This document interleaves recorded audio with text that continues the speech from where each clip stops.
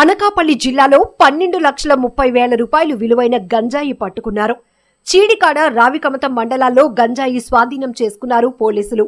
ఈ సందర్భంగా అనకాపల్లి జిల్లా ఎస్పీ కార్యాలయంలో విలేకరుల సమావేశం నిర్వహించారు జిల్లా ఎస్పీ ఎం దీపిక. ఈ సందర్భంగా మాట్లాడుతూ చీడికాడ మండలం మంచాల గ్రామ శివారు తారు రోడ్డుపైన 7.50 లక్షలు విలువ చేసే 150 కేజీల గంజాయి, ఒక ద్విచక్ర వాహనం, ఒక ఆటో, 4 మొబైల్ ఫోన్లు స్వాధీనం చేసుకున్నామన్నారు. ఈ ఘటనలో శోభా శ్రీను, వేమల ఈశ్వరరావు, కొర్ర కొండబాబు, పాత్రుని దిలీప్ కుమార్లను అరెస్టు చేశామన్నారు. అలాగే రావికమతం మండలం కవ్వగుంట గ్రామ శివారులో 4.80 లక్షలు విలువ చేసే 96 కేజీల గంజాయి పట్టుకున్నామన్నారు. పొరంశెట్టి సత్యనారాయణను అదుపులోనికి తీసుకుని ఈకోస్టార్ ప్యాసింజర్ వ్యాన్, 2 మొబైల్ ఫోన్లు, 5,500 రూపాయలు నగదు స్వాధీనం చేసుకున్నామన్నారు. గంజాయిని పట్టుకున్న చీడికాడ, రావికమతం పోలీసులను జిల్లా ఎస్పీ దీపిక అభినందించారు. అలాగే ఆంధ్రప్రదేశ్ రాష్ట్రాన్ని మాదక ద్రవ్య రహిత రాష్ట్రంగా మార్చాలనే ఉద్దేశంతో రాష్ట్ర డీజీపీ ద్వారకా తిరుమలరావు ఆదేశాల మేరకు ఈ దాడులు నిరంతరం జరుపుతున్నామన్నారు.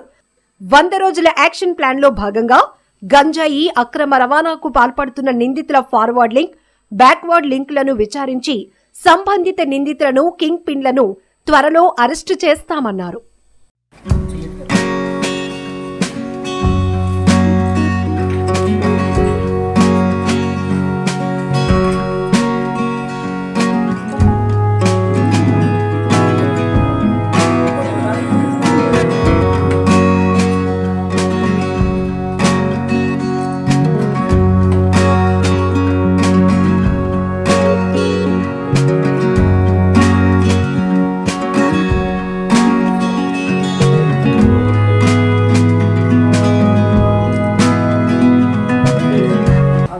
లాంచ్ చేసిన 100 days action plan against ganja పార్ట్గా మనం మొత్తం అనకాపల్లి డిస్ట్రిక్ట్లో కూడా గాంజా మీద నిఘా పెంచడం జరిగింది.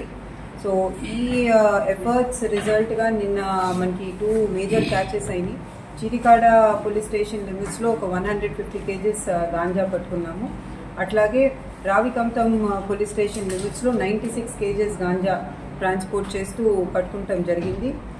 చీడికాడలో పట్టుకున్న కేసులో 4 అక్యూజ్ని ఆల్రెడీ అరెస్ట్ చేశాము. ఇంకా 2 అబ్స్కాండింగ్ అక్యూజ్డ్ పేర్లు కూడా ఉన్నాయి, వాళ్ళని కూడా తొందరలోనే అరెస్ట్ చేస్తాం. అట్లాగే రావికమతం కేసులో కూడా అక్యూజ్ని అరెస్ట్ చేస్తాం జరిగింది. దాంట్లో కూడా లింకేజెస్ మనం ఎస్టాబ్లిష్ చేశాము.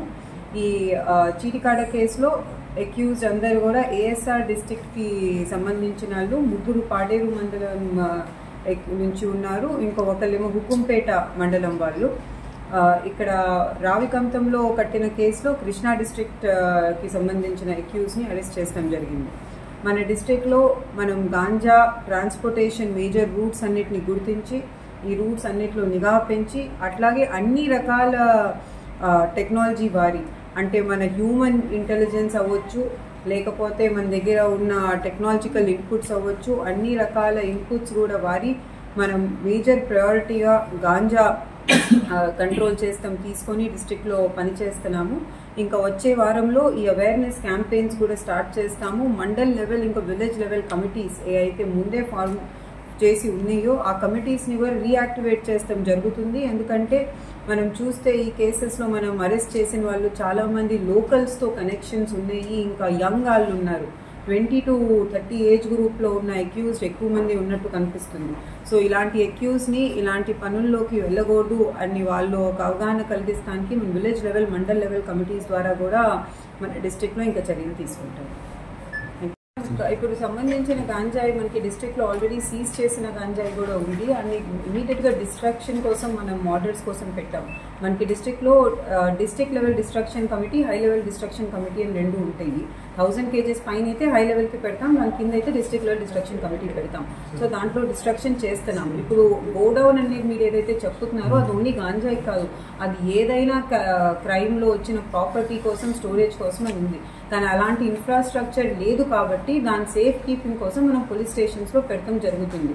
అది ఫ్యూచర్లో డెఫినెట్గా అలాంగ్ విత్ జ్యుడిషియరీ అలాంటిది ఏదైనా గోడౌన్ ఏర్పాటు చేస్తే, స్పెషల్లీ మన జిల్లా ఎక్కడైతే ఎక్కువ గాంజా పట్టుకుంటామో మన పోలీస్ స్టేషన్స్లో ఈజీగా ఉంటుంది. అందరికీ తెలిసిందే పోలీస్ స్టేషన్స్లో చాలా గాంజా ఉంది.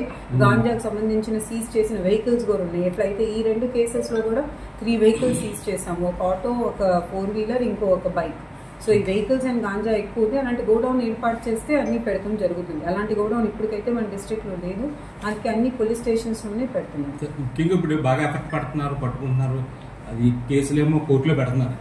కొన్ని కేసులు ఏమవుతున్నాయంటే అండి, మీడియేటర్స్ ఉంటారు కదా, విఆర్ఓ ప్లాన్ కి సంబంధించి మనం జిల్లా వ్యాప్తంగా 5 సంవత్సరాల్లో టోటల్ నిందితులు ఎవరైతే ఉన్నారో ఇది యాక్షన్ ప్లాన్ స్టార్ట్ అయినప్పటికీ మన దగ్గర 700 పైన 708 వరకు ఉన్నారు. దాంట్లో ఇప్పుడు అరెస్టులు చేసిన తర్వాత ఇప్పుడు ఒక 630 మంది వరకు we were able to reduce. So ఇంకా కూడా వీళ్ళని కూడా నెక్స్ట్ కొన్ని రోజుల్లో అరెస్ట్ చేస్తాము. దీంట్లో అన్ని స్టేట్స్కి సంబంధించిన అక్యూజ్డ్ ఉన్నారు. మన స్టేట్, ఒరిస్సా, వెస్ట్ బెంగాల్, ఇంకా తెలంగాణకి ఎక్కువ మంది అక్యూజ్డ్ ఉన్నారు. బట్ అదర్వైజ్ అన్ని స్టేట్స్కి సంబంధించిన అక్యూజ్డ్ కూడా మన దగ్గర లిస్ట్ ఉంది. కొంతమంది పూర్తి వివరాలు లేకపోవటం వల్ల డిలే అవుతుంది. అంటే వాళ్ళు జస్ట్ ఊరు పేరు ఉంది కానీ మిగతా వివరాలు మన దగ్గర లేవు. దానివల్ల కొంచెం డిలే అవుతుంది. బట్ అది కూడా మనం వర్కౌట్ చేస్తున్నాం.